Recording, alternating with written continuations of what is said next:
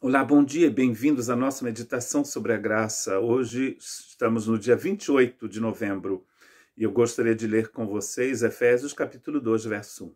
Quanto a vocês, vocês estavam mortos nas vossas transgressões e nos vossos pecados. Assim começa o capítulo 2, que na verdade, ao meu ver, é a continuação do final do capítulo 1, quando Paulo falava do poder de Deus, que Deus havia colocado à nossa disposição. Esse mesmo poder é o poder que ele utilizou para ressuscitar Cristo dentre os mortos. E aqui ele volta, então, a um passado, a um momento em que os efésios não conheciam a Jesus. E ele diz, então, para esses irmãos, quanto a vocês, vocês estavam mortos nas vossas transgressões e nos vossos pecados. Depois ele vai dizer, nós também, dizendo que os judeus também estavam. É um resumo, esses 3 versículos, Efésios 2, 1, 2 e 3, é um resumo de Romanos capítulo 1, 2 e 3, onde Paulo descreveu a situação do homem sem Deus. É uma situação muito complicada, abominável mesmo, porque aqui ele fala de um estado de morte. E para explicar esta situação, ele vai então utilizar 2 palavras, a palavra transgressão e a palavra pecado. A palavra transgressão vem de uma palavra grega que quer dizer dar um passo falso. Ou é um passo que você dá na direção errada, ou então um passo que você não dá na direção certa. Quando você dá um passo na direção errada, é porque você não pegou o caminho que você deveria pegar.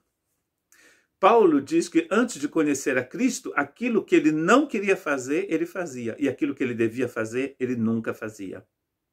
Antes de conhecer a Cristo, claro. Porque quando você conhece a Cristo, o seu único desejo é de caminhar com Cristo. Porque Jesus disse, eu sou o caminho, eu sou a verdade, eu sou a vida.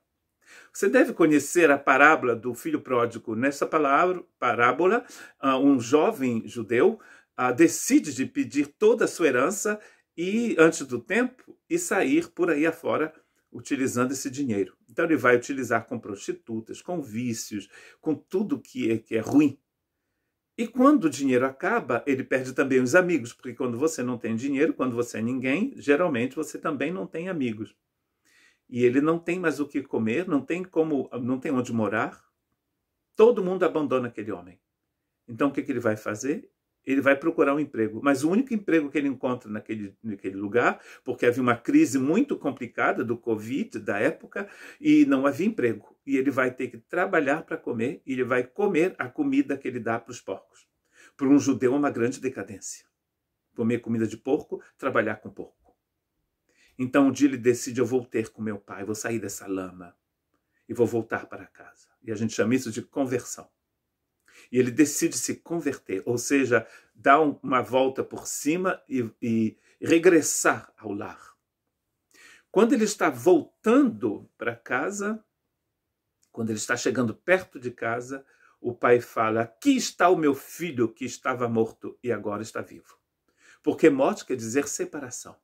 Aquele homem estava separado de Deus e de sua família.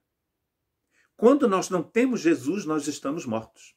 Mortos porque não temos comunhão com Cristo, não somos templo do Espírito Santo, não amamos a Deus, nem Deus não é o nosso Pai. Deus se torna o nosso Pai quando a gente recebe a vida eterna. E quando você não tem a vida eterna, você está na morte. Se você já tem Cristo, você está na vida eterna. Não há transgressão nem pecado, porque Cristo levou sobre si os seus pecados. E você recebeu a Cristo em sua vida. Então você precisa entender uma coisa, que o salário do pecado é a morte. Transgressão e pecado só produzem morte e inferno. Jesus veio para nos dar vida. Vida eterna. A melhor coisa que você possa fazer hoje, mesmo que você seja cristão, é de entregar completamente os seus caminhos ao Senhor. Para você poder andar com Ele, andar na vida eterna. Nossa vida estava assim, nessa lama, nesse poço sem fundo, até um dia em que Cristo veio até nós, o bom pastor que deu a sua vida por nós. Que Deus te abençoe.